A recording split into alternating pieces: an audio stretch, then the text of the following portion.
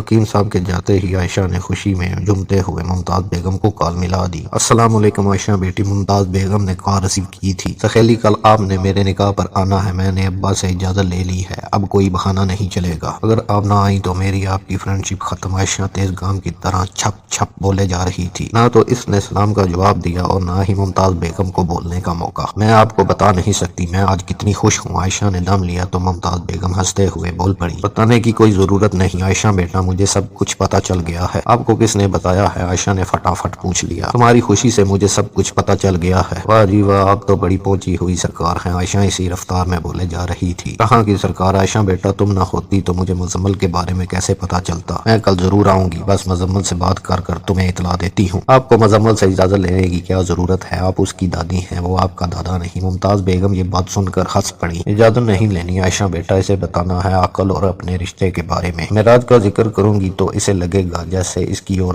ماہم کی بات کر رہی ہوں۔ میں چاہتی ہوں کہ وہ ماہم کا مجھ سے خود ذکر کرے۔ دادی یہ ناممکن ہے، ماہم میری بیسٹ فرینڈ ہے، اس نے مجھ سے آج تک کوئی بات نہیں چھپائی۔ اس کے باوجود مزمل اور خود کی محبت مجھ سے ڈسکس نہیں کرتی۔ مزمل بھی آپ سے بات نہیں کرے گا؟ کرے گا، ضرور کرے گا، وقت آنے پر۔ کس وقت کی بات کر رہی ہیں؟ 6 ماہ ہو گئے ہیں اس طوطا مینا کی کہانی کو۔ اس عرصے کے دوران میں نے خود ایک دفعہ ماہم سے بات کی تھی، وہ تب بھی انکار کر رہی تھی۔ مجھے غصہ آ گیا، میں نے اس کی اچھی خاصی مرمت کر دی۔ عائشہ سہیلی کی مرمت کرنے سے الفت ختم ہو جاتی ہے۔ دادی آپ کی بات ٹھیک ہے، پر مجھے غصہ اس بات کا تھا کہ جب مجھے حارث سے محبت ہوئی تھی تو میں نے سب سے پہلے اپنے دل کا حال ماہم کو سنایا تھا۔ ابا کو راضی کرنے کی بات آئی تو پھر بھی میں نے ماہم سے ہی کہا تھا۔ ابا میری طرح ہی ماہم سے بھی محبت کرتے ہیں، ماہم کو مجھ پر اعتبار کرنا چاہیے تھا۔ اعتماد کسی کسی پر کیا جاتا ہے اور عقیدہ اپنا اپنا ہوتا ہے عائشہ بیٹا۔ دادی آپ تو ابا کی طرح ہی مشکل باتیں کرنے لگی۔ آسان بات یہ ہے عائشہ، تم نے بھی تو اپنی زندگی کا سب سے بڑا راز اس سے چھپا کر ہی رکھا ہے۔ کیا تمہیں ماہم پر اعتماد نہیں؟ وہ بیچاری تو اپنا راز بھی نہ چھپا سکی، صرف ماننے سے انکاری ہے۔ عائشہ بیٹا اسے تمہاری ضرورت ہے، اس کا خیال رکھو۔ ممتاز بیگم کی باتوں سے عائشہ کسی گہری سوچ میں پڑ گئی۔ چند منٹ پہلے والی شوخی سوچوں کے سمندر میں ڈوب گئی۔ دادی مجھے ماہم کی طرف جانا ہے، رکھتی ہوں، عائشہ نے سنجیدگی سے کہتے ہوئے موبائل بند کر دیا۔ عائشہ جمعے کی نماز کے بعد ماہم سے ملنے گئی۔ جب وہ ان کے گھر پہنچی تو مریم بی بی اور مونا بازار جانے کی تیاری کر رہی تھی۔ آنٹی کدھر کی تیاری ہے؟ عائشہ نے پوچھا۔ تمہاری سانس نے مجھے اور مونا کو زبردستی اپنے ساتھ تیار کر لیا ہے، بازار تک جا رہی ہیں۔ عائشہ آپ بھی چلو ہمارے ساتھ، حارث بھائی بھی ساتھ ہے، مونا نے عائشہ سے کہا ہی تھا۔